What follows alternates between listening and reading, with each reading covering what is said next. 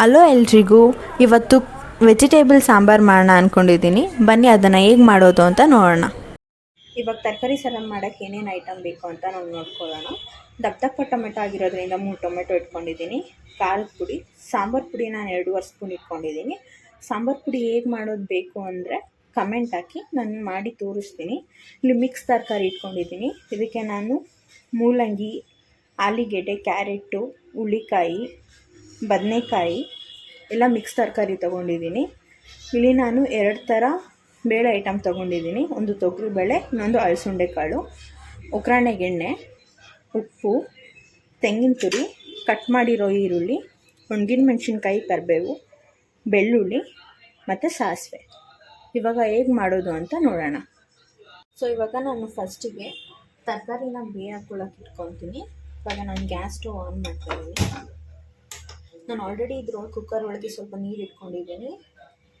ತರಕಾರಿ ನಾನು ಆಲ್ರೆಡಿ ತೊಳೆದಿರೋದ್ರಿಂದ ನಾನು ಡೈರೆಕ್ಟಾಗಿ ತರಕಾರಿಗಳ ಒಳಗಡೆ ಹಾಕ್ತಾಯಿದ್ದೀನಿ.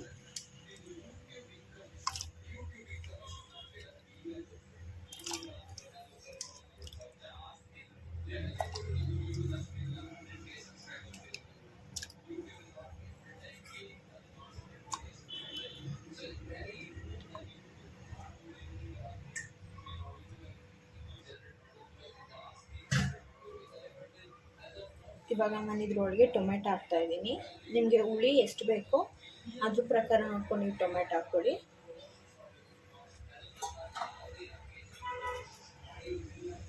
ಇದು ಬೇಳೆ ಆಲ್ರೆಡಿ ತೊಳೆದಿದ್ದೀನಿ. ಇವಾಗ ನಾನು ಬೇಳೆ ಡೈರೆಕ್ಟಾಗಿ ಹಾಕ್ಕೊತಾ ಇದ್ದೀನಿ.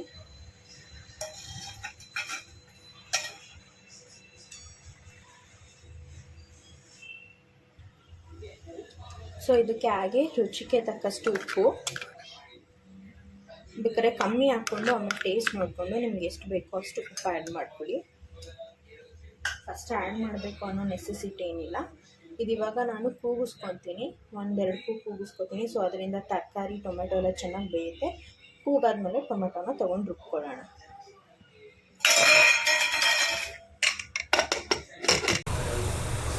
ಇದು ಇವಾಗ 2 ಕೂಗಾಗಿದೆ.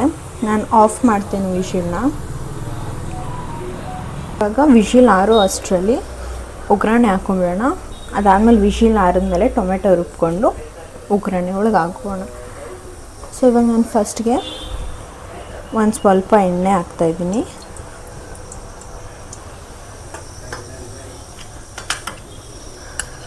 ಎಣ್ಣೆ ಕಾದ ನಂತರ ಒಂದು ಸ್ವಲ್ಪ ಸಾಸಿವೆ,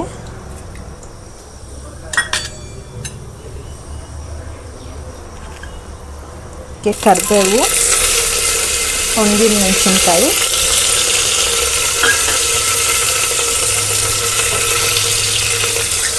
ಅದಾದಮೇಲೆ ಬೆಳ್ಳುಳ್ಳಿ ಸ್ವಲ್ಪ,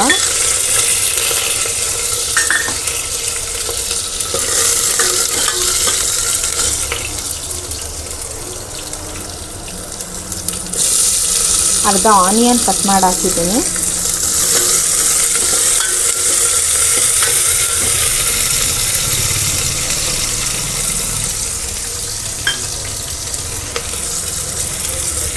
ಒಂಚೂರು ಆನಿಯನ್ ಗೋಲ್ಡ್ ಕಲರ್ ಆಗಲಿ.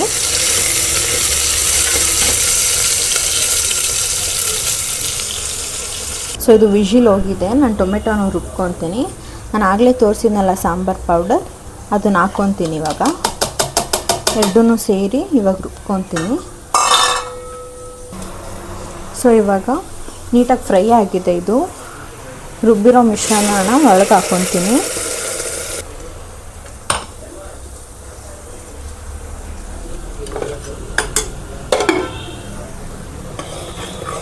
ಇದೊಂಚೂರು ಮಸಾಲ ಕುದೀಲಿ.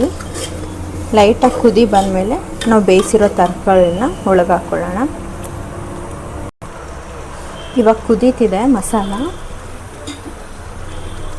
ಇವಾಗ ನಾವು ಒಂದು ಸತಿ ಇದನ್ನು ಮಿಕ್ಸ್ ಮಾಡಿಬಿಟ್ಟು ನಾವೇನು ತರಕಾರಿ ಬೇಯಿಸಿದ್ವಿ ಅದನ್ನು ಇದಕ್ಕೆ ಸೇರಿಸ್ಕೊಳ್ಳೋಣ.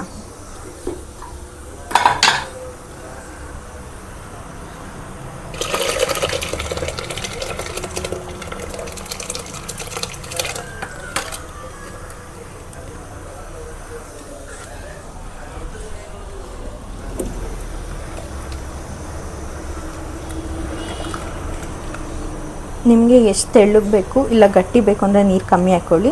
ಇಲ್ಲ ನೀವು ಜಾಸ್ತಿ ತೆಳ್ಳಗೆ ತಿಂತೀರಾ ಸಾರನ್ನ ಅಂದರೆ ಒಂದು ಸ್ವಲ್ಪ ನೀರು ಜಾಸ್ತಿನೇ ಹಾಕ್ಕೊಳ್ಳಿ.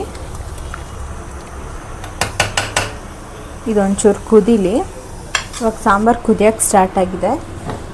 ನಿಮ್ಮ ಸಾಂಬಾರು ಗಟ್ಟಿ ಕನ್ಸಿಸ್ಟೆನ್ಸಿ ನೋಡಿಬಿಟ್ಟು ಅದು ಹೇಗೆ ಬೇಕು, ಗಟ್ಟಿ ಅಂದರೆ ನಾನು ಆಗಲೇ ಹೇಳಿದ ಥರ ಸ್ವಲ್ಪ ಗಟ್ಟಿ ಆಯಿತು ಅಂದರೆ ಜಾಸ್ತಿ ನೀರು ಹಾಕ್ಕೊಳ್ಳಿ. ಇಲ್ಲ ನಮಗೆ ಗಟ್ಟಿನೇ ಬೇಕು ಅಂದರೆ ಕಮ್ಮಿ ನೀರು ಹಾಕ್ಕೊಳ್ಳಿ. ಇದು ಇವಾಗ ಕುದೀತಿದೆ. ನಾನು ಇದಕ್ಕೆ ಒಂದು ಸ್ವಲ್ಪ ಖಾರದ ಪುಡಿ ಹಾಕ್ತೀನಿ. ನೀವು ಖಾರ ನೋಡಿಕೊಂಡು ನಿಮಗೆ ಖಾರ ಬೇಕು ಅಂದರೆ ಚಿಲ್ಲಿ ಪೌಡರ್ ಹಾಕ್ಕೊಳ್ಳಿ, ಇಲ್ಲಾಂದರೆ ಅದು ಆಪ್ಷನಲ್.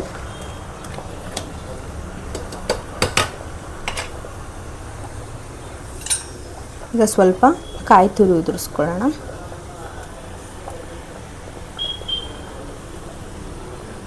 ನೀವು ಇದಕ್ಕೆ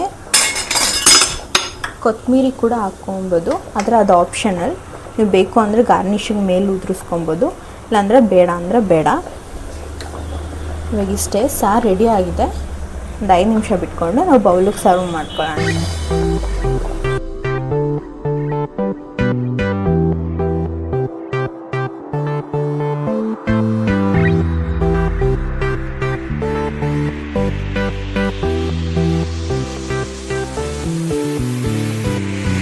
ಸಪೋರ್ಟ್ ಮಾಡಿ ಆ್ಯಂಡ್ ಸಬ್ಸ್ಕ್ರೈಬ್ ಆಗಿ ಆ್ಯಂಡ್ ಬೆಲ್ ಬಟನ್ ನಮ್ಕಿ ಆ್ಯಂಡ್ ಲೈಕ್ ಮಾಡಿ, ಶೇರ್ ಮಾಡಿ.